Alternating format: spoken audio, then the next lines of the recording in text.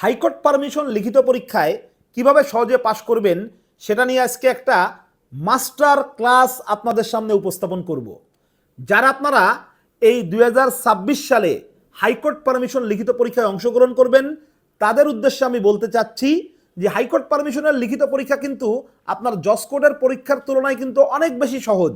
আপনি জসকোর্টে যে পরিমাণ পরিশ্রম করেছেন তার অর্ধেক পরিশ্রম অথবা 20 থেকে 30% পরিশ্রম যদি আপনি একটু টেকনিক্যালি করেন তাহলে ইনশাল্লাহ হাইকোর্ট পারমিশন লিখিত পরীক্ষায় পাশ করা সম্ভব। তা আমি আজকে আপনাদেরকে কিছু গুরুত্বপূর্ণ টিপস এবং টেকনিক আমি বলবো। পাশাপাশি আপনাদের হাইকোর্ট পারমিশন লিখিত পরীক্ষার জন্য টোটাল 6টা ফরম্যাট, সাধারণত 6টা ফরম্যাট, আরও একটা দুইটা বেশি ফরম্যাট আপনাদেরকে শিখতে হয়।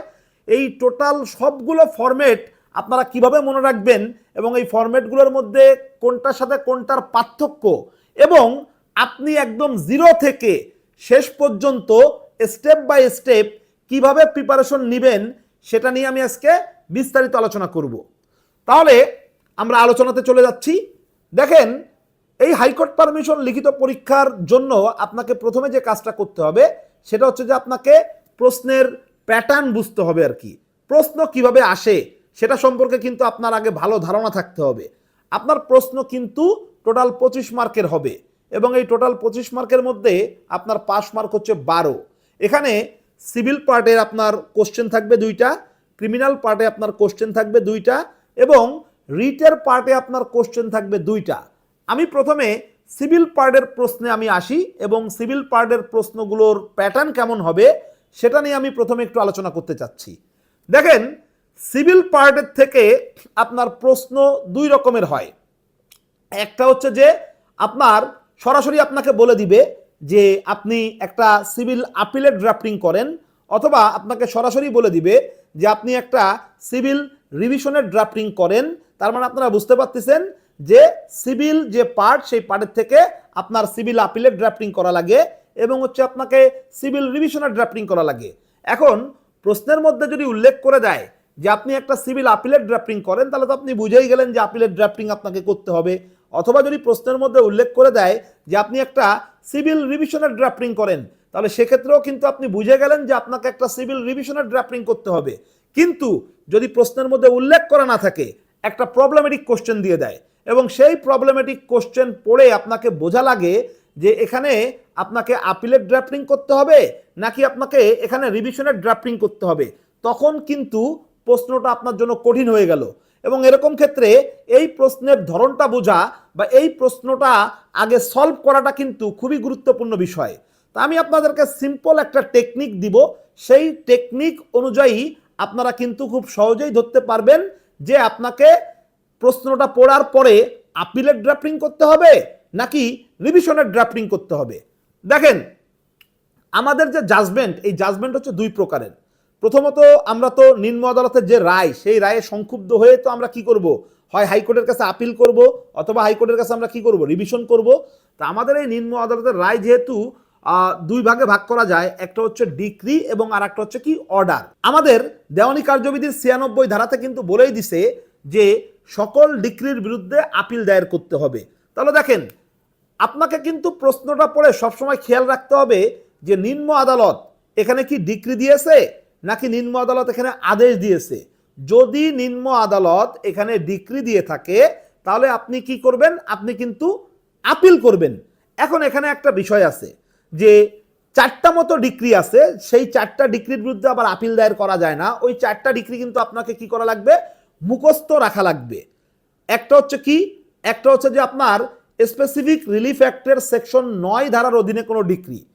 যদি আপনি নিম্ন আদালতের যে রায় বা আপনার যে প্রশ্নটা আপনি পড়বেন, দেখবেন যে প্রত্যেকটা প্রশ্নের মধ্যেই কিন্তু আপনার কি থাকবে, নিম্ন আদালতের রায়ের একটা অংশ থাকবে। আপনাকে কিন্তু দেখেন পুরো প্রশ্নটা পড়ে বোঝার দরকার নাই যে আপনাকে এই প্রবলেমেটিক কোশ্চেনের অ্যান্সারটা আপনি আপিল লিখবেন নাকি রিভিশন লিখবেন। এখানে কিওয়ার্ড কোনটা, কি পয়েন্ট কোনটা, সেটা হচ্ছে যে ওই পুরো প্রশ্নের মধ্যে আপনি পড়তে পড়তে এসে দেখবেন যে নিম্ন আদালত কি রায় দিয়েছে, দ্য লার্নেড জয়েন্ট ডিস্ট্রিক্ট জাজ অথবা দ্য ডিস্ট্রিক্ট জাজ এখানে কি রায় দিয়েছে। তাই এই জায়গাটা কিন্তু আমাদেরকে খেয়াল করতে হবে।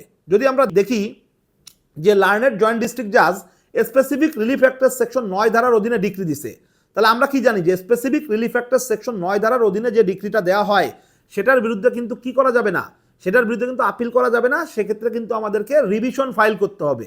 আবার দেখেন যে আপোষমূলক ডিক্রি যদি হয়, আমরা যদি প্রবলেমেটিক কোশ্চেনটা পড়ে দেখি যে লার্নেড ডিস্ট্রিক্ট জাজ আপোষমূলক একটা ডিক্রি দিয়েছে, ঠিক আছে, অর্ডার 23-র অধীনে, তাহলে সেই ক্ষেত্রেও কিন্তু আমাদেরকে কি করতে হবে, আপিল করা যাবে না, আমাদেরকে কিন্তু রিভিশন ফাইল করতে হবে। আবার যদি আমরা দেখি স্মল কজেস কোর্টসের অধীনে কোনো ডিক্রি দেওয়া হয়েছে, তাহলে সেই ক্ষেত্রেও কিন্তু আমাদেরকে কি করতে হবে, রিভিশন ফাইল করতে হবে।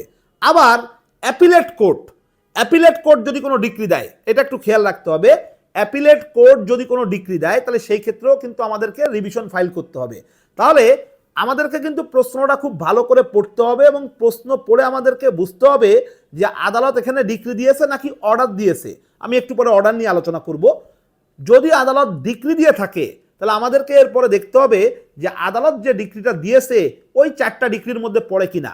যদি ওই 4টা ডিক্রির মধ্যে পড়ে তাহলে কিন্তু আমরা আপিল করতে পারবো না, তাহলে সেই ক্ষেত্রে আমাদেরকে কিন্তু কি করতে হবে, রিভিশন করতে হবে। আচ্ছা, আর যদি ওই 4টা ডিক্রির মধ্যে না পড়ে তাহলে আমাদেরকে কি করতে হবে, আপিল করতে হবে। তাহলে আমরা প্রশ্নটা যখন পড়বো তখন এই প্রশ্ন পড়তে পড়তে আমরা প্রশ্নের যে চুম্বক অংশ, বিশেষ করে আদালতের যে রায়, সেই রায়টা আমরা ভালো করে কি করব, বোঝার চেষ্টা করব এবং ওখানে আমরা দেখব যে আদালত ডিক্রি দিচ্ছে কিনা এবং ডিক্রি দিলে যে 4টা ডিক্রির বিরুদ্ধে আপিল করা যায় না সেই 4টা ডিক্রির মধ্যে পড়ছে কিনা। যদি ওই 4টা ডিক্রির মধ্যে পড়ে তাহলে কিন্তু আমরা কি করব, রিভিশন ফাইল করব। আর যদি ওই 4টা ডিক্রির মধ্যে না পড়ে তাহলে আমরা আপিল করব। এখন আসি যে আমরা প্রশ্নটা পড়লাম এবং এই প্রশ্ন পড়ে আমরা দেখলাম যে এখানে আসলে আদালত কি করছে, আদালত এখানে অর্ডার দিয়েছে, ডিক্রি দিইনি। এখন অর্ডার দিলে এটা কি অ্যাপিলেবল অর্ডার কিনা সেটা আমাদেরকে বুঝতে হবে। যদি অ্যাপিলেবল অর্ডার হয় আমরা আপিল করব, আর যদি অ্যাপিলেবল অর্ডার না হয় তাহলে সেই ক্ষেত্রে আমরা রিভিশন ফাইল করব। এখন কোনটা অ্যাপিলেবল অর্ডার কোনটা নন অ্যাপিলেবল অর্ডার সেটা আমাদেরকে বুঝতে গেলে আমাদেরকে দেওয়ানি কার্যবিধির 103 ধারা আমাদেরকে পড়তে হবে এবং আমাদেরকে পাশাপাশি অর্ডার 43 রুল 1 সেখানে টোটাল 25টা অ্যাপিলেবল অর্ডার বলা আছে, সেই 25টা অ্যাপিলেবল অর্ডারটা কিন্তু আমাদেরকে ভালো করে মনে রাখতে হবে। তা দেখেন এই যে অ্যাপিলেবল অর্ডারগুলো, এইগুলো যদি আমরা আয়ত্তের মধ্যে রাখতে পারি তাহলে কিন্তু আমাদের জন্য প্রশ্নটা ধরা খুবই সহজ হয়ে গেল। তা আমি আজকে ডিটেলস আলোচনা করতে চাচ্ছি না, কারণ অলরেডি অনেকগুলো টপিক আমি কিন্তু ওই এক ক্লাসের মধ্যে ঢুকাইছি। এই জন্য আমি আজকে অ্যাপিলেবল অর্ডারগুলো ব্যাখ্যা করব না, আমার এইটার উপরে আলাদা ভিডিও আছে, আপনারা ওটা দেখলে কিন্তু খুব সহজেই কিন্তু বুঝতে পারবেন যে কোনগুলো অ্যাপিলেবল অর্ডার এবং কোনগুলো নন অ্যাপিলেবল অর্ডার, এবং খুব সহজে কিন্তু আমি সেখানে ব্যাখ্যা করেছি আমাদের বোনাফাইড ল একাডেমির পেজে এবং আমাদের যে ইউটিউব চ্যানেল আছে সেখানে কিন্তু ওই সহজ ব্যাখ্যাটা কিন্তু আপনারা পেয়ে যাবেন। এবং আমরা আপনাদের জন্য যে কোর্স চালু করতেছি সেই কোর্সে কিন্তু আমরা এই জিনিসগুলো ডিটেলস আলোচনা করব। সর্বমোট 30টা ক্লাসের একটা কোর্স কিন্তু যারা আপনারা এই হাইকোর্ট পারমিশন লিখিত পরীক্ষা 2026 সালে দিবেন তাদের জন্য কিন্তু আমরা আয়োজন করেছি। তো এটা নিয়ে আমি পরবর্তীতে বলতেছি, আমি আগে একটু আলোচনাটা আগাই। দেখেন তাহলে প্রশ্ন পড়ে আমাদেরকে বুঝতে হবে যে আদালত এখানে অর্ডার যেটা দিয়েছে সেটা অ্যাপিলেবল অর্ডার নাকি নন অ্যাপিলেবল অর্ডার। যদি অ্যাপিলেবল অর্ডার হয় তাহলে আমরা কি করব, আপিল করব। আর যদি এটা অ্যাপিলেবল অর্ডার না হয় তাহলে সেই ক্ষেত্রে আমরা কি করব, সেই ক্ষেত্রে কিন্তু আমরা এক্ষেত্রে রিভিশন ফাইল করব। কথা কি বুঝতে পারছি কিনা? খুব সহজ বিষয়, তাহলে আমাদেরকে এটা ফাইন্ড আউট করতে হবে আর কি। তাহলে এইভাবে কিন্তু আমরা প্রশ্নের প্যাটার্নটা কিন্তু ধরতে পারবো যে আমাকে আপিল করতে হবে না রিভিশন করতে হবে। এবং এই যে এত লম্বা প্রশ্ন, পুরো প্রশ্ন কিন্তু আমার এখানে পড়ার দরকার নাই, আমি আপনাদেরকে একটা স্ক্রিনে দেখেন প্রশ্ন দেখাচ্ছি। এই যে পুরো প্রশ্নটা আপনারা দেখতে পাচ্ছেন, এই পুরো প্রশ্নের দেখেন এখানে প্রত্যেকটা প্রশ্নই কিন্তু এরকম থাকবে, একটা অংশ থাকবে যেখানে লার্নেড ডিস্ট্রিক্ট জাজ অথবা লার্নেড জয়েন্ট ডিস্ট্রিক্ট জাজ কি করবে, একটা রায় দিবে এবং সেই রায়টা কি হবে, ডিক্রি হবে অথবা অর্ডার হবে। যদি ডিক্রি হয় তাহলে আমাদেরকে দেখতে হবে যে ওই 4টা ডিক্রির মধ্যে পড়ছে কিনা। আর যদি অর্ডার দেয় আদালত তাহলে সেই ক্ষেত্রে আমাদেরকে দেখতে হবে যে নিম্ন আদালত যে অর্ডারটা দিয়েছে এটা অ্যাপিলেবল অর্ডার নাকি নন অ্যাপিলেবল অর্ডার। এইভাবে কিন্তু আমরা সিভিল পার্টের প্রশ্নটা কিন্তু খুব সহজে বুঝে ফেলবো। এবং এই সিভিল পার্টের প্রশ্নটা বোঝাটাই একটু কঠিন এবং এই জন্য আমাদেরকে কিন্তু অ্যাপিলেবল অর্ডারগুলো মুখস্থ রাখতে হবে। এবং এই 25টা এবং 104 ধারাতে যে 3টা অ্যাপিলেবল অর্ডারের কথা বলা আছে টোটাল এই 28টা যে অ্যাপিলেবল অর্ডার, এর মধ্যে কিন্তু সবগুলো যে মনে রাখতে হবে এরকম না, 15 থেকে 20টা মতো মনে রাখলেই কিন্তু এনাফ। এর মধ্যে থেকেই কিন্তু প্রশ্নগুলো বারবার কিন্তু আসে বা এসেছে। এখন আমরা আসি ক্রিমিনাল পার্টের প্রশ্ন। এই ক্রিমিনাল পার্ট থেকে কিন্তু আপনার প্রশ্ন আসে কি, ক্রিমিনাল পার্ট থেকে কিন্তু আপনার প্রশ্ন আসবে হচ্ছে ক্রিমিনাল আপিল, আর আসবে হচ্ছে কোয়াশমেন্ট। এখন দেখেন এখানেও কিন্তু সেম বিষয়, আপিল করতে হবে না কোয়াশমেন্ট করতে হবে, এটা যদি প্রশ্নের মধ্যে উল্লেখ করে দেওয়া থাকে তাহলে তো আপনি বুঝতেই পারলেন। কিন্তু যদি প্রশ্নের মধ্যে উল্লেখ করে না দেওয়া থাকে এবং বিগত সালের প্রশ্ন যদি আমরা অ্যানালাইসিস করি, তাহলে সেক্ষেত্রে আমরা দেখি যে এখন কিন্তু প্রশ্নের মধ্যে উল্লেখ করা থাকে না। আপনারা যদি সর্বশেষ 2025 সালের প্রশ্নটা দেখেন, তাহলে সেখানে আপনারা দেখবেন যে 2টা রিভিশন আসছে এবং প্রশ্নের মধ্যে কিন্তু উল্লেখ করা নাই। আপনার সিপিসির কথা বলতেছি আমি, মানে সিভিল পার্টের কথা বলতেছি। সিভিল পার্টের থেকে কিন্তু 2টা রিভিশন আসছে। সিভিল পার্টের থেকে যে 2টা রিভিশন আসছে সেখানে কিন্তু উল্লেখ করা ছিল না যে রিভিশন ফাইল করতে হবে। সেখানে কিন্তু আপনাকে প্রশ্ন পড়েই বোঝা লাগছে যে রিভিশন ফাইল করতে হবে। দেখেন 2টাই রিভিশন দিছে সিভিল পার্টের থেকে, তাহলে আপনাকে কিন্তু ধরা লাগবে আসলে প্রশ্ন। ক্রিমিনাল পার্টে যদি আমরা আসি, 25 সালের যে প্রশ্ন, সেই 25 সালের ক্রিমিনাল পার্টের প্রশ্নতে আমরা আবার দেখতে পারি যে এখানে কিন্তু 2টাই আবার কি করছে, 2টাই কিন্তু আবার এখানে আপিল দিছে। কথা কি বুঝছেন কিনা? এখন দেখেন এই যে ক্রিমিনাল পার্টে 2টা আপিল দিয়েছে, এখানেও কিন্তু আবার আপনাকে কোনো ডিকটেশন দিইনি যে আপনাকে ক্রিমিনাল আপিলের ড্রাফট করতে হবে। এখানেও কিন্তু প্রশ্নটা প্রবলেমেটিক কোশ্চেন ছিল এবং এই প্রবলেম কোশ্চেন সলভ করে আপনাকে কিন্তু বুঝে নেওয়া লাগছে যে আপনাকে আপিল করা লাগবে। তাহলে কিন্তু প্রশ্নটা বোঝা খুবই গুরুত্বপূর্ণ। এখন আসি কিভাবে আপনি বুঝবেন ক্রিমিনাল পার্টের ক্ষেত্রে যে আপনাকে আপিলের ড্রাফটিং করতে হবে নাকি আপনাকে কোয়াশমেন্টের ড্রাফটিং করতে হবে। আচ্ছা, আমি সংক্ষেপে আপনাদের একটা টেকনিক আমি ধরাই দিই। দেখেন এরপরে যখন আপনারা আমাদের কোর্সের ক্লাসগুলো করবেন তখন তো আমরা আরো অনেক বিস্তারিত আসলে আলোচনা করব। তো দেখেন সংক্ষেপে আমি যে টেকনিকটা বলতে চাচ্ছি সেই টেকনিকটা কি, সেই টেকনিকটা হচ্ছে যে আদালত, তার মানে নিম্ন আদালতের রায় তো সংক্ষুব্ধ হয়ে আমরা কি করব, হয় আপিল করব নয় কোয়াশমেন্ট করব, এটাই তো বিষয়।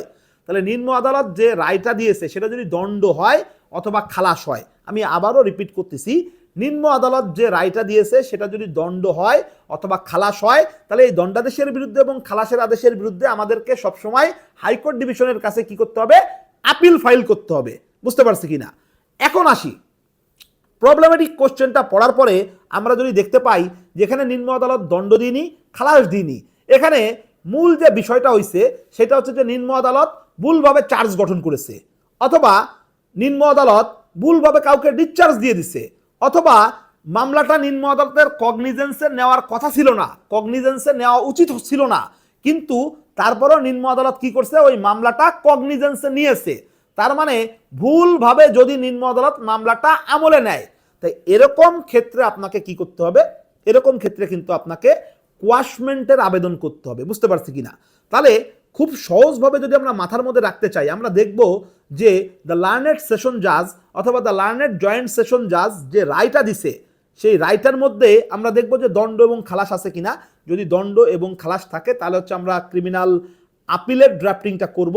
আর যদি দেখি যে দণ্ড খালাস নাই, ভুলভাবে চার্জ গঠন, ভুলভাবে মামলা আমলে নিছে, অথবা যদি আমরা দেখি যে ভুলভাবে ডিসচার্জ দিয়েছে বা আরো কিছু আনুষঙ্গিক বিষয় আছে, এরকম ক্ষেত্রগুলোতে আমাদেরকে যেটা করতে হবে 561 এর অধীনে আমাদেরকে হাইকোর্ট ডিভিশনের কাছে কোয়াশমেন্টের আবেদন করতে হবে।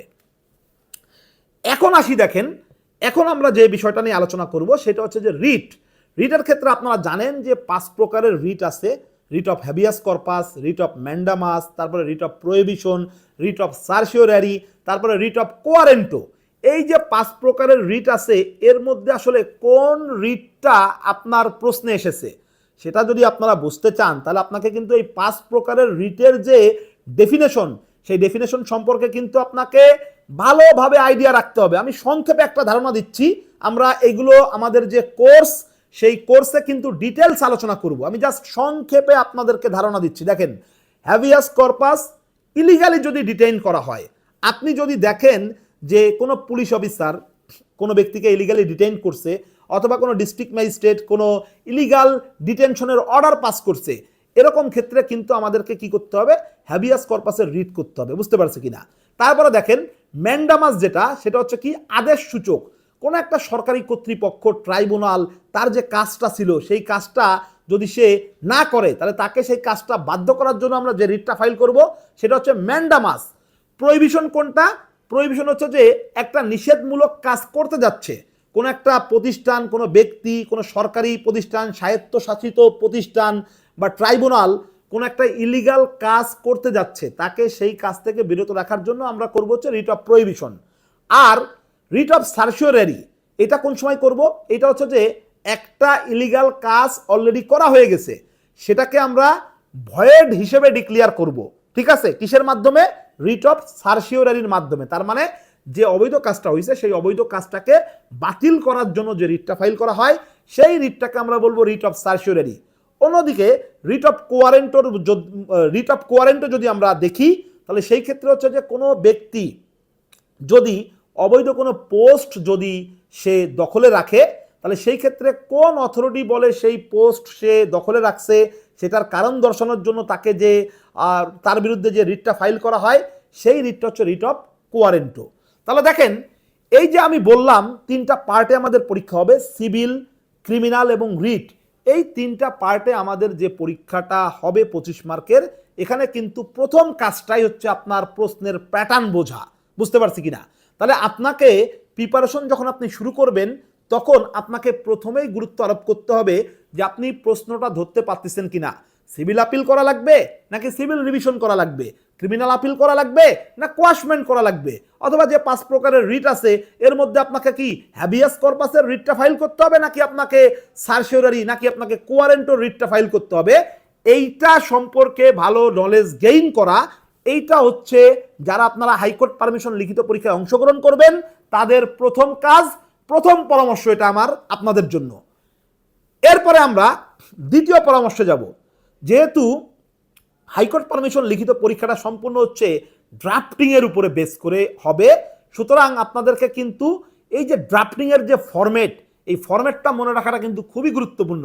আপনি দেখেন সিউতের মধ্যে আপনি কি লিখছেন, গ্রাউন্ডের মধ্যে আপনি কি লিখছেন, প্রেয়ারের মধ্যে আপনি কি লিখছেন, line by line, word by word তো আর যারা খাতা দেখবেন বিজ্ঞ বিচারপতিগণ তারা তো আর এইভাবে ওয়ার্ড বাই ওয়ার্ড তো আসলে পড়ে অনেকে দেখে অনেকে দেখে না। কিন্তু যদি ফরম্যাটের মধ্যে ভুল থাকে, আপনি যে ফরম্যাটটা লিখছেন মনে করেন যে একেবারে সাদা চোখেই দেখা যাচ্ছে যে এর মধ্যে ভুল আছে, এই ফরম্যাটটা সঠিকভাবে আপনি মেইনটেইন করেননি, কোনটার পরে কোনটা কি হবে সেই সিকোয়েন্স আপনি মেইনটেইন করেননি, অথবা সিভিল আপিলের ফরম্যাটের মধ্যে আপনি সিভিল রিভিশনের বিষয় ঢুকে গেছে। ঠিক আছে? আপনার সিভিল রিভিশন লিখতে যাই আপনি ক্রিমিনাল আপিলের ফরম্যাট লিখে ফেলছেন। তাই এইটা কিন্তু একটু গুরুত্ব সহকারে নিতে হবে। এই ফরম্যাট কিভাবে আপনারা সহজে মনে রাখবেন সেটা আমি আপনাদেরকে সহজ ভাষায় কিছু জিনিস আমি আপনাদেরকে এখন বলে দিব, যাতে করে এই ফরম্যাটটা আপনারা সহজে মনে রাখতে পারেন। তা আমি এই ফরম্যাট সম্পর্কে আপনাদেরকে আইডিয়া দিব এখন, কিন্তু আমি এই আইডিয়া দেওয়ার পূর্বে আমি আপনাদেরকে একটা গুরুত্বপূর্ণ অফার দিচ্ছি। সেটা হচ্ছে যে বোনাফাইড ল একাডেমির পক্ষ থেকে যারা আপনারা এই হাইকোর্ট পারমিশন লিখিত পরীক্ষায় অংশগ্রহণ করবেন তাদের জন্য কিন্তু আমরা একটা স্পেশাল অনলাইন কোর্সের আয়োজন করেছি, এবং আমাদের এই অনলাইন কোর্সে কিন্তু আমরা সর্বমোট 30টা ক্লাস নিব, এবং আমাদের এই অনলাইন কোর্সের যে ক্লাস এটা কিন্তু আমরা শুরু করব 10ই মে থেকে। এই অনলাইন কোর্সের যে ক্লাসগুলো সেগুলো জুম অ্যাপের মাধ্যমে অনুষ্ঠিত হবে, এবং জুম অ্যাপে কিন্তু স্ক্রিন শেয়ার করা যায়। আমরা কিন্তু টোটাল যে ড্রাফটিংয়ের যে ফরম্যাটগুলা সেগুলো কিন্তু আপনাদেরকে সুন্দর করে কিন্তু জুমে কিন্তু আমরা এগুলো দেখাবো, ড্রাফটিংগুলো দেখাবো, যাতে করে আপনারা সহজে বুঝতে পারেন। এবং জুম অ্যাপের মাধ্যমে ক্লাস নেওয়া হলে একটা সুবিধা হচ্ছে যে আপনারা কিন্তু সরাসরি যেমন প্রশ্ন করেন ঠিক একইভাবে কিন্তু আপনারা প্রশ্ন করারও সুযোগ পাবেন, এবং এই সুযোগটা কিন্তু আমরা দিব ক্লাস শেষ হওয়ার পরে। আমরা কিন্তু প্রশ্ন করার সুযোগ দিব, সবাই কিন্তু তখন তাদের যে প্রশ্নগুলো সেই প্রশ্নগুলো কিন্তু করতে পারবে। এবং হাইকোর্ট পারমিশন লিখিত পরীক্ষা যেহেতু একটু প্র্যাকটিক্যাল, সেহেতু কিন্তু এখানে অনেক ধরনের প্রশ্ন থাকে। ইনশাল্লাহ আপনারা কিন্তু এটার মাধ্যমে প্রশ্ন করতে পারবেন। এই যে 30টা আমরা ক্লাস নিব, এই ক্লাসগুলোর কিন্তু রেকর্ডেরও ব্যবস্থা থাকবে, আপনারা বারবার এই রেকর্ডিংগুলো শুনতে পারবেন। এবং আমরা কিন্তু 3টা ভলিউমের আমরা একটা নোট কিন্তু আমরা পাবলিশ করেছি, আপনারা দেখতে পাচ্ছেন। দেখেন যে আমার হাতে 3টা নোট আছে, এটা রিটের উপরে, তারপরে দেখেন এইটা হচ্ছে আপনার ক্রিমিনাল ড্রাফটিংয়ের উপরে, এবং এইটা হচ্ছে আপনার সিভিল ড্রাফটিংয়ের উপরে। এই যে 3 ভলিউমের যে আমরা নোটটা পাবলিশ করেছি আমাদের বোনাফাইড ল একাডেমির পক্ষ থেকে, এই 3 ভলিউমের নোটটা কিন্তু সম্পূর্ণরূপে কিন্তু আপনারা ফ্রিতেই পাবেন। তার মানে আপনারা যদি কোর্সে ভর্তি হন তাহলে এটা ফ্রিতে পাবেন। আমাদের যে কোর্স ফি সেটা হচ্ছে যে 8,000 টাকা হচ্ছে আমাদের কোর্স ফি, কিন্তু আমরা একটা স্পেশাল ডিসকাউন্ট আপনাদেরকে দিচ্ছি। সেটা হচ্ছে যে যদি আপনারা 30শে এপ্রিলের মধ্যে ভর্তি কনফার্ম করেন তাহলে সেই ক্ষেত্রে 3,000 টাকা ডিসকাউন্ট পাবেন। তার মানে হচ্ছে 5,000 টাকা দিয়ে আপনি 30টা ক্লাস করতে পারবেন, 30টা ক্লাসের রেকর্ড পাবেন, এবং অ্যাজ দ্য সেম টাইম কিন্তু আপনি আমাদের যে নোট আমরা পাবলিশ করেছি 3 ভলিউমের 3টা নোট, এই নোটটার থেকে কিন্তু আপনারা অনেক বেশি উপকৃত হবেন। এই 3 ভলিউমের নোটটাও কিন্তু আপনারা এটার সাথে কিন্তু পেয়ে যাচ্ছেন। আচ্ছা, কেউ যদি কোর্সে ভর্তি না হয়ে আমাদের এই 3 ভলিউমের নোটটা যদি কালেক্ট করতে চান তাহলে সেই ক্ষেত্রে এটা আপনারা কালেক্ট করতে পারবেন 1500 টাকা। সেই ক্ষেত্রে এটার দাম পড়বে, এটার দাম একটু বেশি, তার কারণ আছে। তার কারণ হচ্ছে এটা সম্পূর্ণরূপে ইংরেজি এবং বাংলা একই সাথে দেওয়া আছে। প্রত্যেকটা কথার ইংরেজি আছে, প্রত্যেকটা কথার ইংরেজির পরে কিন্তু সেটার বাংলা অনুবাদ দেওয়া হয়েছে। তার কারণে এটা কিন্তু আপনাদের জন্য অনেক বেশি সহজ হবে। এবং হাইকোর্ট পারমিশন লিখিত পরীক্ষা যেহেতু সম্পূর্ণ ইংলিশে হয়, অনেকে যারা ইংরেজি ভালো বুঝেন না তাদের জন্য কিন্তু এই নোটটা খুবই কার্যকরী হবে, কারণ ইংরেজির পাশাপাশি যখন বাংলা থাকে তখন কিন্তু আপনাদের পড়তে অনেক সুবিধা হবে। তা আমি আর কথা না বাড়িয়ে আমি আমাদের যে দ্বিতীয় যে বিষয়টা নিয়ে আমরা আজকে আলোচনা করব, ফরম্যাট নিয়ে আলোচনা করব আমরা এখন, এবং ফরম্যাটগুলো আমি আপনাদেরকে সহজ করে আপনাদের সামনে উপস্থাপন করার চেষ্টা করব। এখন দেখেন, প্রথমে চলে আসি আমরা সিভিল আপিলের ফরম্যাট নিয়ে আমরা কথা বলবো।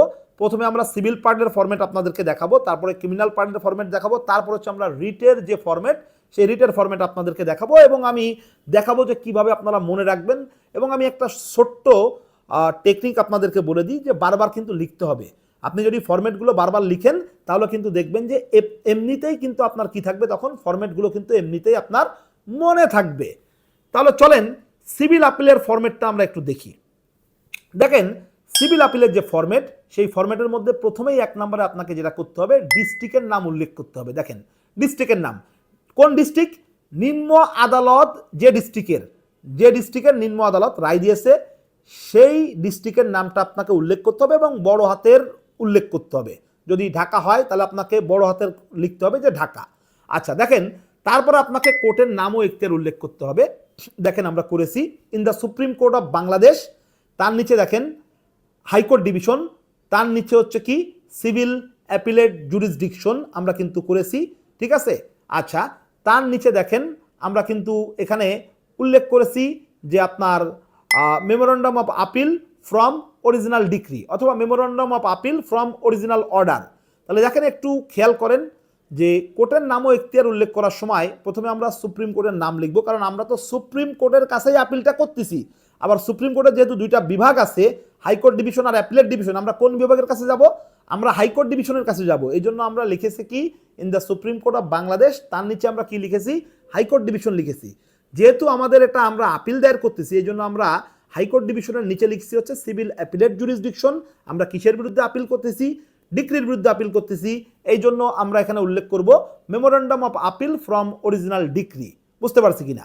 আচ্ছা, দেখেন, এই যে কোর্টের নাম ও এখতিয়ার আমরা লিখলাম, এরপরে আপনাকে কি করতে হবে? এরপরে আপনাকে কিন্তু যে আপিলের নাম্বার উল্লেখ করতে হবে, ফার্স্ট আপিল টেন্ডার নাম্বার বা ফার্স্ট আপিল নাম্বার, এটা আপনাকে কি করতে হবে? এটা কিন্তু আপনাকে উল্লেখ করতে হবে। এরপরে আপনাকে কিন্তু একটা ইন দ্য ম্যাটার অফ উল্লেখ করতে হবে। তারপরে আপনাকে যে কাজটা করতে হবে সেটা হচ্ছে যে পক্ষগণের নাম ঠিকানা আপনাকে উল্লেখ করতে হবে, এবং এই পক্ষগণের নাম ঠিকানা আপনি নিজের মতো করে লিখে দিতে পারেন। পক্ষগণের নাম ঠিকানা উল্লেখ করার ক্ষেত্রে একটা বিষয় একটু খেয়াল রাখতে হবে যে যে ব্যক্তি আপিল করবে, ঠিক আছে, তার নাম হবে হচ্ছে অ্যাপিলেন্ট, আর যার বিরুদ্ধে আমি আপিল করব তার নাম হবে হচ্ছে রেসপন্ডেন্ট। খেয়াল করেন, যদি প্লেইনটিভ আপিল করে, ধরে নিলাম আমরা কি যে বাদী আপিল করতেছে, তাহলে আমাদের প্লেইনটিভ অ্যাপিলেন্ট লিখতে হবে। তা আমরা দেখেন প্রথমে কি করছি, প্লেইনটিভ অ্যাপিলেন্টের নাম ঠিকানা উল্লেখ করেছি। তারপর আমাদেরকে একটা ভার্সেস শব্দ যুক্ত করতে হবে। এই ভার্সেস শব্দ যুক্ত করার পরে আমরা তারপরে দেখেন কি করছি, তারপর আমাদেরকে যে কাজটা করতে হয়েছে, যার বিরুদ্ধে আমরা আপিল করছি, ডিফেন্ডেন্টের বিরুদ্ধে আমরা আপিল করেছি, তাহলে আমরা এখন ডিফেন্ডেন্ট রেসপন্ডেন্ট তার নাম ঠিকানা আমরা কি করলাম, তার নাম ঠিকানা আমরা উল্লেখ করলাম। বুঝতে পারছি কিনা? আচ্ছা, এরপরে আসি আমরা এরপরে আমাদেরকে যে কাজটা করতে হবে সেটা হচ্ছে যে আমাদেরকে সুট ভ্যালুয়েশন এবং আপিল ভ্যালুয়েশন উল্লেখ করতে হবে। প্রথমে আপিল ভ্যালুয়েশন থাকবে, তার নিচে আমাদের কি থাকবে, তার নিচে হচ্ছে আমাদের সুট ভ্যালুয়েশন থাকবে। বুঝতে পারছি কিনা? প্রথমে আপিল ভ্যালুয়েশন উল্লেখ করব আমরা, তার নিচে আমরা যে কাজটা করব তার নিচে হচ্ছে আমরা সুট ভ্যালুয়েশনটা উল্লেখ করব। বুঝতে পারছি কিনা? এবং এখানে দেখেন আপিল ভ্যালু আর সুট ভ্যালু একই হবে। তারপরে আমরা যাই দেখেন, তারপরে আমাদেরকে ইমপিউন জাজমেন্ট অথবা ডিক্রি, ঠিক আছে, আমাদেরকে উল্লেখ করতে হবে। ইমপিউন জাজমেন্ট অর্ডার অবলিক ডিক্রি আমাদেরকে উল্লেখ করতে হবে। এই ইমপিউন জাজমেন্ট ডিক্রি কি? এটা হচ্ছে যে নিম্ন আদালতের কোন আদালতের রায় আপনি সংক্ষুব্ধ হয়েছেন, কত তারিখের আদালতের রায় আপনি সংক্ষুব্ধ হয়েছেন, এই জিনিসগুলো কিন্তু আমাদেরকে কি করতে হবে, এই ইমপিউন জাজমেন্ট ডিক্রি এবং অর্ডারের মধ্যে আমাদেরকে কিন্তু কি করতে হবে, উল্লেখ করতে হবে। বুঝতে পারছি কিনা? তারপরে দেখেন যাই আমরা, তারপরে আমাদেরকে কি করতে হবে, আমাদেরকে হচ্ছে গ্রাউন্ড উল্লেখ করতে হবে। গ্রাউন্ড সম্পর্কে পরবর্তীতে বিস্তারিত আলোচনা করব, যে গ্রাউন্ড কিন্তু আপনি কমন গ্রাউন্ডগুলো মুখস্থ রাখবেন এবং সিভিল আপিলের যে কমন গ্রাউন্ডগুলো আছে এই কমন গ্রাউন্ডগুলো মুখস্থ রাখলে আপনি যে কোনো সিভিল আপিলের মধ্যেই কিন্তু ওই কমন গ্রাউন্ডগুলো আপনি ব্যবহার করতে পারবেন। আচ্ছা, এরপরে দেখি গ্রাউন্ডের পরে দেখেন, গ্রাউন্ডের পরে যাই আমরা যে কাজটা করব, গ্রাউন্ডের পরে আমাদেরকে যে কাজটা করতে হবে সেটা হচ্ছে যে আমাদেরকে সার্টিফিকেট উল্লেখ করতে হবে। সার্টিফিকেট সিভিল আপিলের ক্ষেত্রে প্রেয়ার থাকে না, এখানে থাকে হচ্ছে সার্টিফিকেট। তারপরে যাই আমাদেরকে যেটা করতে হবে সেটা হচ্ছে যে আমাদেরকে লিস্ট অফ পেপারস অথবা এনক্লোজার, এটা আমাদেরকে উল্লেখ করতে হবে। তাহলে এই হচ্ছে আমাদের সিভিল যে আপিল, সেই সিভিল আপিলের যে ফরম্যাট, সেই ফরম্যাট আমি আপনাদেরকে দেখালাম। দেখেন এখন পরীক্ষার খাতায় আপনারা কিভাবে লিখবেন, কোন স্টাইলে লিখবেন, সেটা একটু আমি আপনাদেরকে স্ক্রিনে ভালোভাবে দেখাই। দেখেন আপনারা সবাই দেখতে পাচ্ছেন যে প্রথমে আমরা ডিস্ট্রিক্ট উল্লেখ করেছি, ডিস্ট্রিক্ট জামালপুর। এই ডিস্ট্রিক্টটাই কিন্তু আমাদেরকে উল্লেখ করতে হবে। প্রথমে এই ডিস্ট্রিক্ট জামালপুর উল্লেখ করার পরে দেখেন ডিস্ট্রিক্ট আমরা যেখানে লিখছি সেখান থেকে কিন্তু একটু ডান দিকে আমরা চেপে আসছি। চেপে এসে কিন্তু আমরা কি করছি, in the supreme court of Bangladesh লিখেছি। যেহেতু আমরা সুপ্রিম কোর্টের কাছে এসেছি, তার নিচে দেখেন আমরা হচ্ছে হাইকোর্ট ডিভিশন লিখেছি। যেহেতু আমরা সুপ্রিম কোর্টের হাইকোর্টের কাছে এসেছি, তার নিচে দেখেন সিভিল অ্যাপিলেট জুরিসডিকশন লিখেছি আমরা। যেহেতু আমাদের সিভিল আপিল, কিসের বিরুদ্ধে appeal, memorandum of appeal from original decree. তার নিচে দেখেন first appeal tender number of 2022, first appeal number of 2022। এরপরে দেখেন একটা ইন দ্য ম্যাটার অফ দিয়ে আমরা কিন্তু প্লেইন্টিভ অ্যাপিলেন্টের নাম ঠিকানা আমরা দিয়েছি। তার নিচে আমরা কি করছি দেখেন, তার নিচে কিন্তু আমরা একটা ভার্সেস দিয়েছি। ভার্সেস দিয়ে কিন্তু আমরা কি করেছি, ডিফেন্ডেন্ট রেসপন্ডেন্টের নাম এবং ঠিকানা কিন্তু আমরা উল্লেখ করেছি। এরপরে দেখেন আমরা আপিল ভ্যালু উল্লেখ করেছি। আপিল ভ্যালুর নিচে দেখেন আমরা হচ্ছে যে কাজটা করেছি সেটা হচ্ছে যে আমরা সুট ভ্যালু আমরা দিয়েছি। আপিল ভ্যালু যা হবে সুট ভ্যালুও কিন্তু সেই একই হবে। বুঝতে পারছি কিনা? তার নিচে দেখেন আমরা ইমপিউন জাজমেন্ট অর্ডার অবলিক ডিক্রিটা আমরা উল্লেখ করেছি, যে আপনি নিম্ন আদালতের কোন আদালতের রায়ের বিরুদ্ধে আপনি সংক্ষুব্ধ হয়েছেন, কত তারিখের রায়ের বিরুদ্ধে সংক্ষুব্ধ হয়েছেন, কোন জাজ এই রায় দিছে, এগুলো সম্পর্কে কিন্তু আপনাকে এখানে লিখতে হবে। তার নিচে দেখেন আমরা গ্রাউন্ড লিখেছি। তারপরে দেখেন গ্রাউন্ডে আপনারা অনেকগুলো গ্রাউন্ড দেখতে পাচ্ছেন। এই অনেকগুলো গ্রাউন্ডের মধ্যে কিন্তু প্রথম যে 6টা গ্রাউন্ড, এটা কিন্তু কমন গ্রাউন্ড। এই 6টা গ্রাউন্ড যদি আপনি মুখস্থ রাখেন তাহলে আপনি কিন্তু এই 6টা গ্রাউন্ড সব কিছুর মধ্যে কিন্তু আপনি লিখতে পারবেন। তারপরে দেখেন যে 7 নম্বর গ্রাউন্ডটা, এটা কিন্তু আমরা ফ্যাক্টের থেকে টেনে নিয়ে আসছি। আমি এখানে ডিটেলস আলোচনা করব না, আমি জাস্ট আপনাদেরকে একটা সংক্ষিপ্ত ধারণা দিচ্ছি। যখন আমরা আমাদের অরিজিনাল ক্লাসগুলো শুরু করব, যে 30টা ক্লাসের কোর্স আমাদের হবে, সেখানে কিন্তু আমরা প্রত্যেকটা টপিকের উপরে আলাদা আলাদা ক্লাস, তখন আমরা ডিটেলস এগুলো আলোচনা করব। দেখেন এই গ্রাউন্ডের শেষে কিন্তু দেখেন সার্টিফিকেট, সার্টিফিকেটের শেষে দেখেন লিস্ট অফ পেপারস আমরা উল্লেখ করেছি। তাহলে আপনারা সিভিল আপিলের যে ফরম্যাট, সেই ফরম্যাটটা কিন্তু আপনারা দেখলেন। দেখেন সিভিল আপিলের ফরম্যাটটা কিন্তু আমরা ভালোভাবে বুঝলাম। তা আপনি যেহেতু সিভিল আপিলের ফরম্যাটটা বুঝেছেন, বা আপনি যদি সিভিল আপিলের ফরম্যাটটাকে আয়ত্ত করে ফেলতে পারেন, তখন কিন্তু সিভিল রিভিশনের ফরম্যাট আর আপনার কাছে কঠিন লাগবে না। কেন সিভিল রিভিশনের ফরম্যাট আপনার কাছে কঠিন লাগবে না? তার কারণ হচ্ছে সিভিল আপিলের যে ফরম্যাট আর সিভিল রিভিশনের যে ফরম্যাট অলমোস্ট সেম, অল্প কিছু পার্থক্য আছে। সেই পার্থক্যগুলো আমি এখন আপনাদেরকে বলবো, একটু খেয়াল করবেন আর কি, ঠিক আছে? দেখেন সিভিল আপিলের মধ্যে কিন্তু সিউত ছিল না, সেটা কিন্তু সিভিল রিভিশনের মধ্যে আছে। বুঝতে পারছি কিনা? এটা কিন্তু একটা মেজর পার্থক্য, খেয়াল রাখতে হবে। সিভিল আপিলে কিন্তু আপনার প্রেয়ার পোর্শন ছিল না, সার্টিফিকেট ছিল।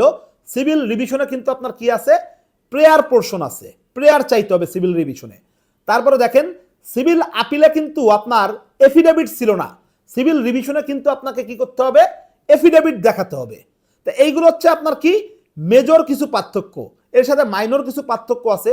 সিভিল আপিলে আপনাকে ধারা উল্লেখ করা লাগেনি, সিভিল রিভিশনের ক্ষেত্রে আপনাকে ধারা উল্লেখ করতে হবে, লিখতে হবে an application under section 115 subsection 1 of the code of civil procedure, এটা একটা পার্থক্য।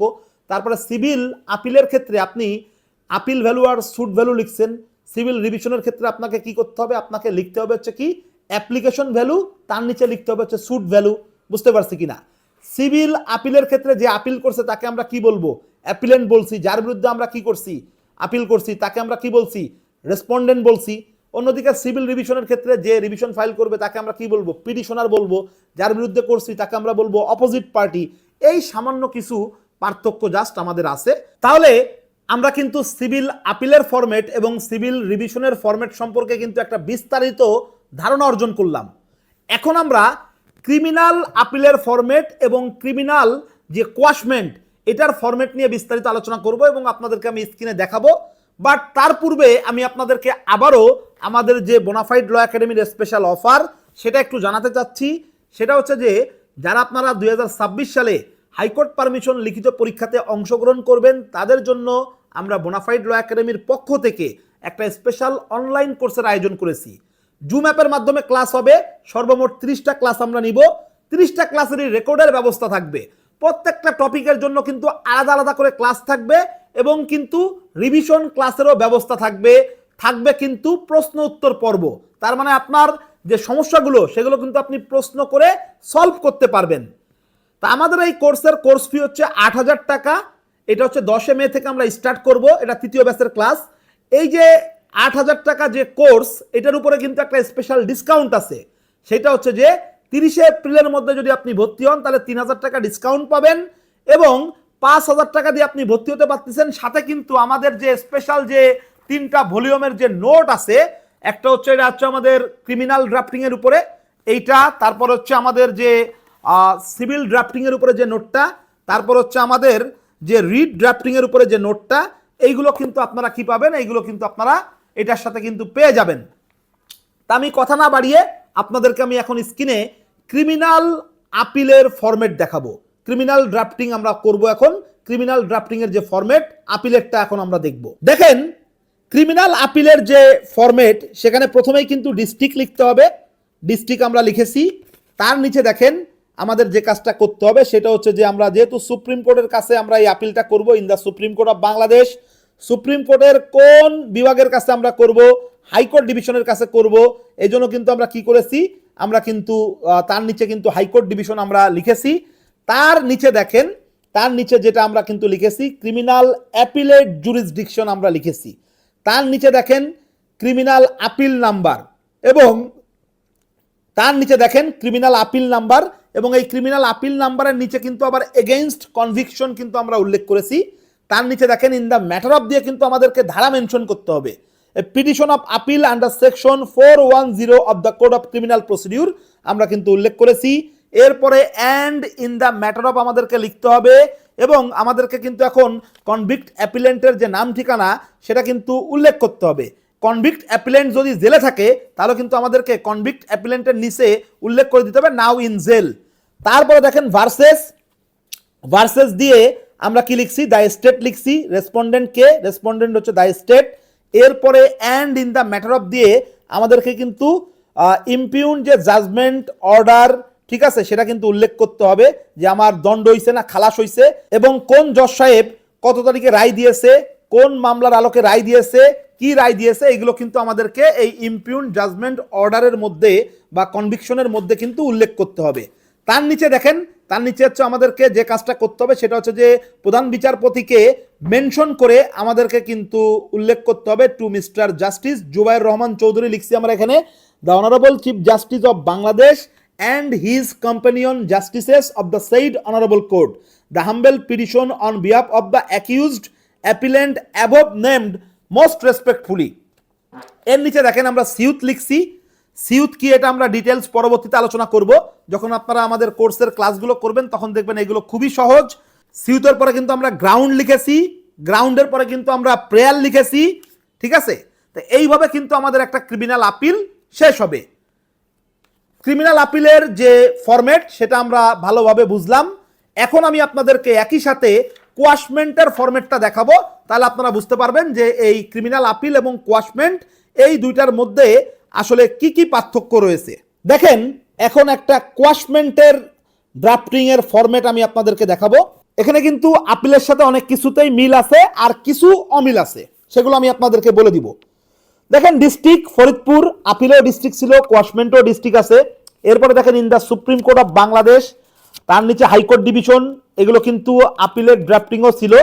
এবার দেখেন ক্রিমিনাল মিসসেলেনিয়াস জুরিসডিকশন, এই ক্রিমিনাল মিসসেলেনিয়াস জুরিসডিকশন এটা কিন্তু আমাদের আপিলে ছিল ক্রিমিনাল অ্যাপিলেট জুরিসডিকশন। তার নিচে দেখেন criminal miscellaneous case number of 2020, এটা কিন্তু আমাদের ছিল কিন্তু ক্রিমিনাল আপিল নাম্বার ছিল। তার নিচে দেখেন ইন দ্য ম্যাটার অফ দিয়ে an application under section 561A of the code of criminal procedure, ঠিক আছে। এরপরে দেখেন and in the matter of দিয়ে আমরা যে কাজটা করেছি, অ্যাকিউজড পিটিশনারের নাম ঠিকানা উল্লেখ করেছি। এই অ্যাকিউজড পিটিশনারের জায়গায় কিন্তু আমরা লিখছিলাম যে কনভিক্ট অ্যাপিলেন্ট লিখেছিলাম, কিন্তু এটা কিন্তু একটা চেঞ্জ আসছে। তারপরে দেখেন ভার্সেস দিয়ে আমরা কি লিখেছি, আমরা কিন্তু অপোজিট পার্টি লিখেছি, অপোজিট পার্টির নাম ঠিকানা উল্লেখ করেছি। অপোজিট পার্টি আমরা স্টেটকে দেখাইছি, পাশাপাশি আমরা আর একজন ব্যক্তিকেও দেখাইছি।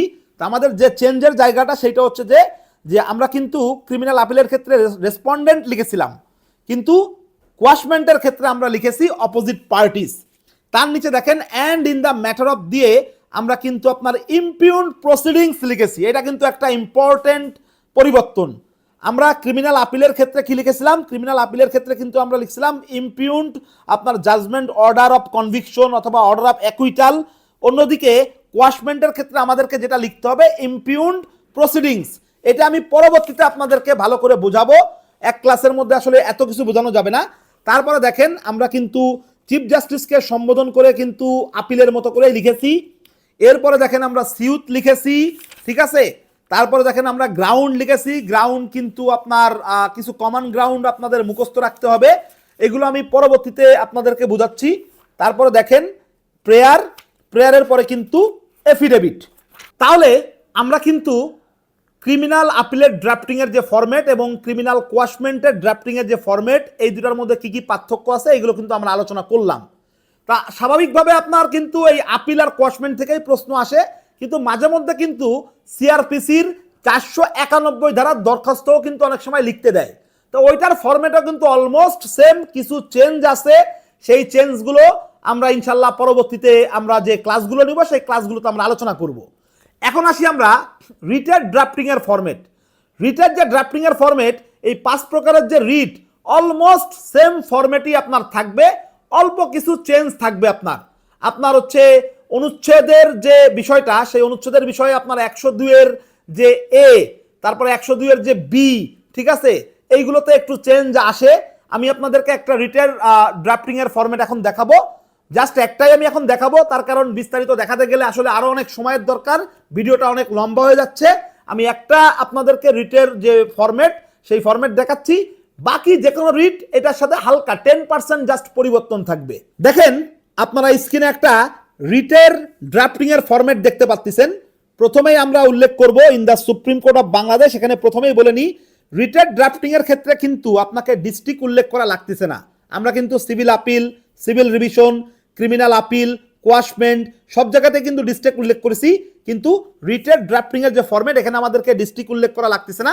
আমরা দেখেন কি করেছি, in the supreme court of Bangladesh, তার নিচে দেখেন high court division, special original jurisdiction. এটা কিন্তু সম্পূর্ণ নতুন আমাদের কাছে। আমরা কিন্তু সিভিলের ক্ষেত্রে সিভিল অ্যাপিলেট জুরিসডিকশন, রিভিশনের ক্ষেত্রে সিভিল রিভিশনাল জুরিসডিকশন, ক্রিমিনাল আপিলের ক্ষেত্রে ক্রিমিনাল অ্যাপিলেট জুরিসডিকশন, তারপরে কোয়াশমেন্টের ক্ষেত্রে criminal miscellaneous case jurisdiction, criminal miscellaneous jurisdiction এরকম লিখেছি।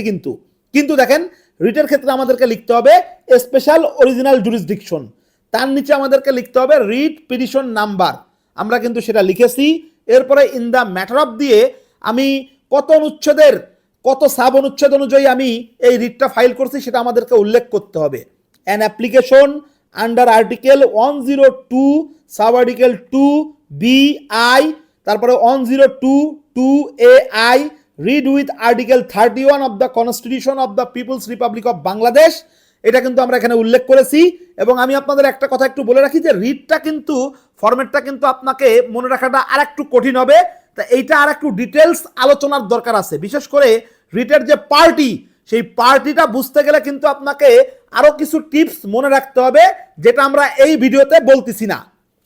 এরপরে দেখেন and in the matter of দিয়ে আমরা কি উল্লেখ করেছি, the unlawful detention of X by members of a law enforcing agency identifying themselves as RAB, the failure to produce him before any court in violation of articles 31, 32 and 33 of the Constitution and section 61 and 167 of the Code of Criminal Procedure, and the refusal of the police authorities to register a complaint or general diary entry regarding his abduction।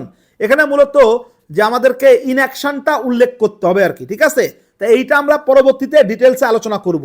তারপরে দেখেন আমাদেরকে রিটের ক্ষেত্রেও কিন্তু আমাদেরকে chief জাস্টিসকে সম্বোধন করতে হবে। তার নিচে দেখেন আমরা and in the matter of দিছি, ম্যাটার অফ দিয়ে কিন্তু আমরা এখানে যে ব্যক্তিকে অবৈধভাবে আটক করা হয়েছে এটা হচ্ছে সম্ভবত রিট অফ হ্যাবিয়াস কর্পাস, এই জন্য আমাদেরকে এখানে ডিটেনও লিখছি আমরা। তারপরে দেখেন আবার and in the matter of দিয়ে যে রিট ফাইল করছে তাকে আমরা পিটিশনার বলবো। তারপরে ভার্সেস দিয়ে যার বিরুদ্ধে রিটটা ফাইল করছে তাকে আমরা রেসপন্ডেন্ট বলবো। এবং এই রিটের পার্টিটা ফাইন্ড আউট করাটা একটু জটিল, এটার জন্য আমি বলছি যে আপনাদেরকে আরও কিছু জিনিস মনে রাখতে হবে, সেটা আমরা পরবর্তীতে আলোচনা করব। তারপরে দেখেন সিউত আমি পরবর্তীতে ব্যাখ্যা করব। গ্রাউন্ডের ক্ষেত্রে কমন গ্রাউন্ড মুখস্থ রাখতে বলেছি। এরপরে দেখেন গ্রাউন্ডের পরে প্রেয়ার এবং প্রেয়ারের পরে হচ্ছে এফিডেভিট। রিটের যে ড্রাফটিং এর ফরম্যাট এটা কিন্তু অন্যগুলোর থেকে একটু ডিফারেন্ট, এই জন্য রিটের উপরেই কিন্তু আলাদা ক্লাস আপনাদেরকে ভালোভাবে করতে হবে। এবং আমরা যে 30টা ক্লাস নিব সেই 30টা ক্লাসের মধ্যে কিন্তু রিটের উপরেই কিন্তু আমরা সব থেকে বেশি ক্লাস রেখেছি, রিটের উপরেই কিন্তু 10টা ক্লাস রেখেছি আমরা।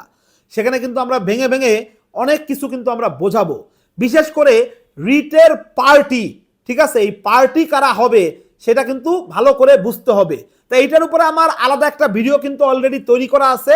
আপনারা আমাদের যে বোনাফাইড ল একাডেমির পেজ অথবা আমার যে ইউটিউব চ্যানেল আছে সেই ইউটিউব চ্যানেলে গেলে কিন্তু আপনারা রিটের উপরে কিন্তু প্রায় 1.5 ঘন্টার একটা ভিডিও আমার আছে, ওইটা দেখলে কিন্তু অনেকটা আপনারা ক্লিয়ার হবেন। এবং আমরা যে কোর্সটা করাবো সেই কোর্সে কিন্তু আমরা এটা কিন্তু ডিটেলস আলোচনা করব। তা রিটের ক্ষেত্রে আপনাদেরকে ফরম্যাটটা ভালো করে বুঝতে হবে, পাশাপাশি রিটের ক্ষেত্রে কিন্তু আপনাকে 27 থেকে 44 পর্যন্ত যে আর্টিকেল আছে ফান্ডামেন্টাল রাইটস সেগুলো কিন্তু আপনাকে ভালো করে বুঝতে হবে। তা তুলনামূলক সিভিল ক্রিমিনাল এই দুইটা পার্টের থেকে কিন্তু রিটটা একটু কঠিন এবং রিটে কিন্তু মার্কসও 1 মার্ক বেশি, রিটের উপরে 9, সিভিলের ক্ষেত্রে 8 এবং ক্রিমিনাল ক্ষেত্রে হচ্ছে 8, এই হচ্ছে টোটাল 25 মার্কের পরীক্ষা। তো যাই হোক আমি আর ভিডিও লম্বা করবো না, আমি সংক্ষেপে বাকি আমার যে আলোচনা সেটা শেষ করতে চাচ্ছি। তা আমার যে প্রথম পরামর্শ ছিল সেটা হচ্ছে প্রশ্নের প্যাটার্নটা আপনাদেরকে ভালো করে বুঝতে হবে, এবং দ্বিতীয় যে পরামর্শ ছিল সেই দ্বিতীয় পরামর্শ হচ্ছে যে আপনাদেরকে ফরম্যাটটা ভালোভাবে আয়ত্ত করতে হবে। তা আমি আপনাদেরকে ফরম্যাটটা সংক্ষেপে আলোচনা করেছি, পাশাপাশি আপনারা যদি বারবার লেখেন তাহলে ফরম্যাটটা আপনাদের আয়ত্তের মধ্যে চলে আসবে। আর রিটের উপরে আপনাদেরকে আর একটু স্পেশালি ভালো মতো কিন্তু কি করতে হবে, প্র্যাকটিস করতে হবে। তা এরপরে আমি আসি, দেখেন প্রত্যেকটা ড্রাফটিংয়েই কিন্তু আপনাকে কি করতে হবে, গ্রাউন্ড লিখতে হবে। তাই গ্রাউন্ডের ক্ষেত্রে কিন্তু আপনাকে কমন গ্রাউন্ডগুলো মুখস্থ রাখতে হবে। আপনি 5টা সিভিল আপিলের কমন গ্রাউন্ড যদি মুখস্থ রাখেন, যে প্রশ্নই আসুক না কেন সিভিল আপিল থেকে, আপনি কিন্তু ওই কমন গ্রাউন্ডগুলো কিন্তু ওখানে লিখতে পারতেছেন। কিন্তু এক্ষেত্রে খেয়াল রাখতে হবে যে সিভিল আপিলের গ্রাউন্ড কিন্তু আপনি সিভিল রিভিশনে লিখতে পারবেন না, আবার ক্রিমিনাল আপিলের গ্রাউন্ড কিন্তু আপনি কোয়াশমেন্টের মধ্যে লিখতে পারবেন না, এইটা একটু খেয়াল রাখতে হবে। আবার সিভিল আপিলের গ্রাউন্ড কিন্তু আপনি ক্রিমিনাল আপিলের মধ্যে লিখতে পারবেন না, এইটা একটু খেয়াল রাখতে হবে। কিন্তু সিভিল আপিলের গ্রাউন্ড কমন যে গ্রাউন্ডগুলো সেগুলো কিন্তু আপনি যে কোনো প্রশ্নের সিভিল আপিলের গ্রাউন্ডের মধ্যে লিখতে পারবেন। আবার ক্রিমিনাল আপিলের যে কমন গ্রাউন্ডগুলো সেগুলো কিন্তু আপনি যে কোনো প্রশ্নের মধ্যেই ক্রিমিনাল আপিল যদি আসে সেখানে কিন্তু আপনি লিখতে পারবেন। তো এই বিষয়টা একটু আমরা খেয়াল রাখবো। তাহলে আমরা কমন গ্রাউন্ডগুলো মুখস্থ রাখবো, এগুলো মুখস্থ রাখলে বা নিজের ভাষায় যদি আমরা লিখতে পারি তাহলে আমাদের জন্য সুবিধা। এগুলো কিন্তু আমরা সব প্রশ্নের মধ্যে কিন্তু আমরা সুবিধা মতো কিন্তু ঢুকাতে পারবো। এরপর আসি প্রেয়ার। সিভিল আপিলের প্রত্যেকটা প্রেয়ারই কিন্তু সেম হবে, শুধু কেস টু কেসের নাম্বার চেঞ্জ হবে, জজের নাম চেঞ্জ হবে, এইগুলো চেঞ্জ হবে। সিভিল রিভিশনেরও কিন্তু প্রত্যেকটা প্রেয়ার সেম হবে, কিছু অল্প জিনিস চেঞ্জ আসবে। ক্রিমিনাল আপিল, কোয়াশমেন্ট এগুলোরও কিন্তু আপনার প্রেয়ার কিন্তু কি, একটা প্রেয়ার যদি আপনি ভালোভাবে মনে রাখেন তাহলে হালকা কিছু চেঞ্জ আসবে। কিন্তু ওই কথাটা আবারও মনে রাখতে হবে, সিভিল আপিলের প্রেয়ার, সিভিল আপিলে তো আসলে প্রেয়ার আসে না, সিভিল আপিলে তো সার্টিফিকেট লিখতে হয়। এটা একটু আমি ভুলে বলে ফেলছি, সিভিল আপিলে মূলত সার্টিফিকেট লিখতে হয়, তাই তো। ক্রিমিনাল যে আপিল সেখানে যে প্রেয়ার, সেটা কিন্তু আপনি আবার কোয়াশমেন্টের মধ্যে লিখে দিলে হবে না, এটা কিন্তু খেয়াল রাখতে হবে। ক্রিমিনাল আপিলের যে প্রেয়ার, এটা আপনি যে কোনো ক্রিমিনাল আপিলের প্রশ্নের মধ্যে লিখতে পারবেন, সেখানে শুধু আপনি কিছু অল্প চেঞ্জ, আপনার ক্রিমিনাল যে আপিল নাম্বার বা আপনার নিম্ন আদালতের মামলা নাম্বার, ঠিক আছে, জজ সাহেবের নাম, এইগুলো জাস্ট চেঞ্জ আসবে। আবার রিটের যে প্রেয়ার, সেই রিটের প্রেয়ারের ক্ষেত্রেও কিন্তু সেম, যে আপনি একটা প্রেয়ার ভালোভাবে আয়ত্ত করলে হালকা কিছু চেঞ্জ দিয়ে আপনি কিন্তু ওই প্রেয়ারটাই সবগুলো রিটের প্রেয়ারের মধ্যে আপনি চালাতে পারতেছেন। তা এই কিছু কমন বিষয় আপনাকে কিন্তু কি করতে হবে, মাথায় রাখতে হবে আর কি, ঠিক আছে।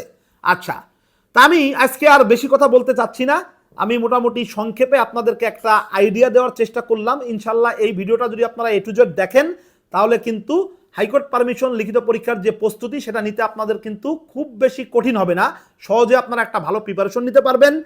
শেষ করার আগে আমি আপনাদেরকে আমাদের বোনাফাইড ল একাডেমির অফারটা আবারও স্মরণ করিয়ে দিতে চাচ্ছি। সেটা হচ্ছে যে বোনাফাইড ল একাডেমি, আপনারা যারা এই 2026 সালে হাইকোর্ট পারমিশন লিখিত পরীক্ষায় অংশগ্রহণ করবেন, তাদের জন্য একটা স্পেশাল অনলাইন কোর্সের আয়োজন করেছে। এবং এই যে কোর্স, এই কোর্সে আমরা 30টা ক্লাস নিব, সবগুলো ক্লাস জুম অ্যাপের মাধ্যমে হবে। 30টা ক্লাসেরই রেকর্ডের ব্যবস্থা থাকবে। জুমের স্ক্রিনে কিন্তু আমরা ড্রাফটিংগুলো সুন্দর করে আপনাদের সামনে দেখাবো। পাশাপাশি কিন্তু এই কোর্সের সাথে আপনারা পাচ্ছেন আমাদের যে স্পেশাল 3টা ভলিউমের যে নোট, সিভিল আপিলের উপরে আছে, সিভিল রিভিশনের উপরে আছে, ক্রিমিনাল আপিল, কোয়াশমেন্ট এবং রিট, এই 3 ভলিউমের যে নোট, এটা কিন্তু আমাদের এই কোর্সের সাথে ফ্রিতে থাকতেছে। পাশাপাশি আপনাদের জন্য কিন্তু এই 30টা ক্লাসের রেকর্ডেরও ব্যবস্থা থাকতেছে।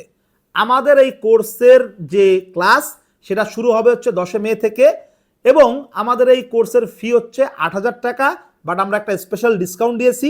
সেই স্পেশাল ডিসকাউন্টটা হচ্ছে যে যদি 30 এপ্রিলের মধ্যে আপনি ভর্তি হন, তাহলে আপনি 3,000 টাকা ডিসকাউন্ট পাবেন। মাত্র 5,000 টাকা দিয়ে আপনি এই কোর্সটা কমপ্লিট করতে পারবেন। তা যারা আপনারা ইন্টারেস্টেড, যে সমস্ত লার্নেড ফ্রেন্ডরা এবছর হাইকোর্ট পারমিশন লিখিত পরীক্ষায় অংশগ্রহণ করবেন এবং যারা আমাদের এই কোর্সে অংশগ্রহণ করতে চান, সেই সমস্ত লার্নেড ফ্রেন্ডদেরকে আমি বলবো, আমাদের ভিডিওর ক্যাপশনে যে মোবাইল নাম্বার দেওয়া আছে, অথবা আমাদের বোনাফাইড ল একাডেমির যে পেজ আছে, সেই পেজের মেসেঞ্জারে আপনারা আমাদের সাথে যোগাযোগ করতে পারবেন। যারা interested, as early as possible আপনারা ভর্তি হয়ে যান। ইনশাল্লাহ ক্লাসে আপনাদের সাথে কথা হবে। ততক্ষণ পর্যন্ত সবাই ভালো থাকবেন। ধন্যবাদ সবাইকে।